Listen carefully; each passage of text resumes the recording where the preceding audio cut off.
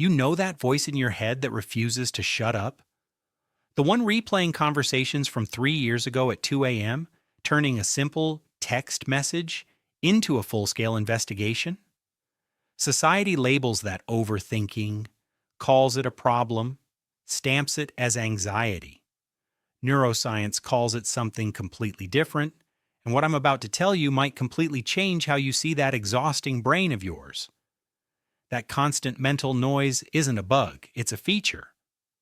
And it might be the clearest sign that your brain operates at a higher level than most people around you. When you overthink, neuroimaging studies show significantly more activity in your prefrontal cortex, the part of your brain responsible for complex thinking, planning, and decision making. Most people's brains cruise on autopilot while yours runs a full diagnostic every single time you make a choice.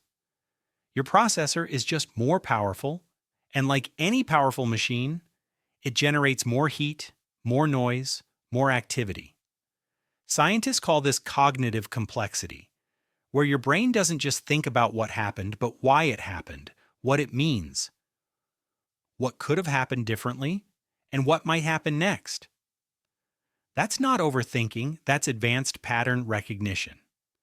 A 2015 study published in the journal Personality and Individual Differences found a direct correlation between rumination, the fancy word for overthinking, and verbal intelligence. The people who scored highest on IQ tests were the same people who reported the most intrusive, repetitive thoughts. The smarter you are, the more your brain refuses to shut up. Intelligent brains are designed to solve problems, and when there's no immediate problem to solve, they create hypothetical ones. What if I said the wrong thing? What if this person secretly hates me? What if I make the wrong career choice and regret it for the rest of my life? Your brain isn't torturing you. It's preparing you by running simulations, trying to protect you from every possible negative outcome. Psychologists call this hypervigilant pattern detection, where your brain has learned that the world is complex, that actions have consequences, and that thinking ahead prevents disaster. Research shows that people who overthink are significantly better at predicting outcomes and avoiding mistakes because they see problems coming before anyone else does. That constant analysis is exhausting, though. Other people can just live in the moment while you're 3 steps ahead, 5 steps behind, and analyzing the present all at the same time. Social situations become chess games, simple conversations become performances you critique for days, and sleep becomes when your brain finally gets to review everything you said and did in excruciating detail, whether you want it to or not. Overthinkers have what neuroscientists call a hyperactive default mode network, the part of your brain that activates when you're not focused on anything specific.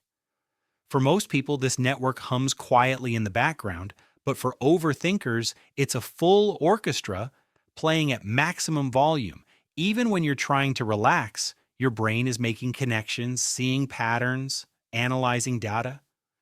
And this is where it connects to intelligence, because high intelligence isn't just about processing information quickly.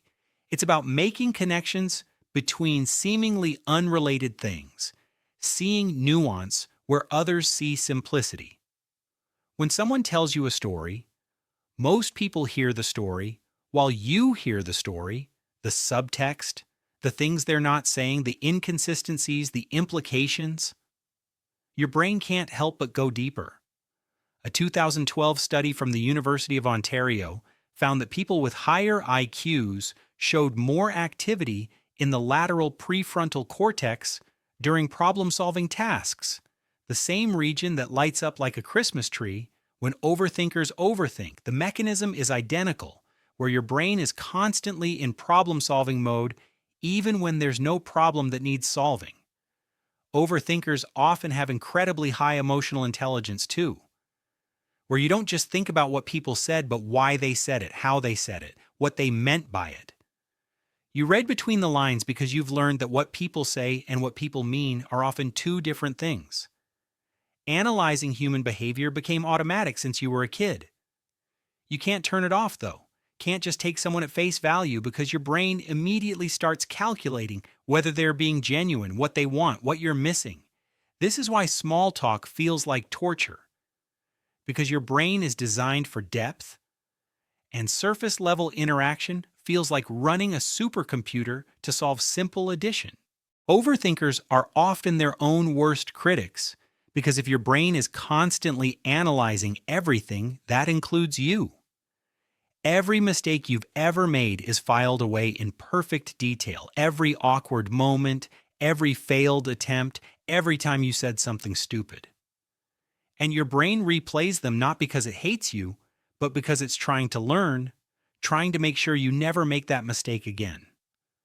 Research in clinical psychology shows that highly intelligent people are more prone to anxiety and depression, not because intelligence causes mental illness, but because intelligent brains are more aware of all the things that could go wrong, more aware of the gap between how things are and how they could be, more aware of their own flaws and limitations. Ignorance isn't just bliss, it's protective, and you don't have that protection. Overthinkers are often the most successful people in fields that require deep analysis like writing, research, strategy, engineering, and therapy.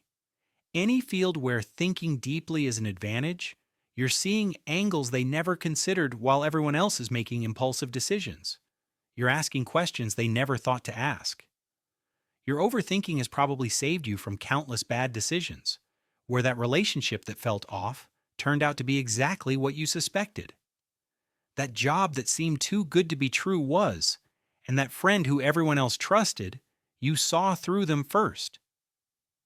Your hypervigilance might be exhausting, but it's also protective because you don't get blindsided as often as other people, since you're always expecting impact. Overthinkers aren't indecisive because they can't make decisions. They're thorough because they understand that decisions have consequences.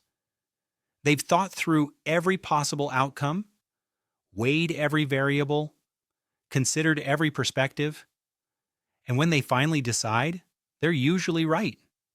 If you're an overthinker, your brain isn't broken, it's not too much, it's operating exactly how a highly intelligent, pattern-recognizing, consequence-predicting brain should operate.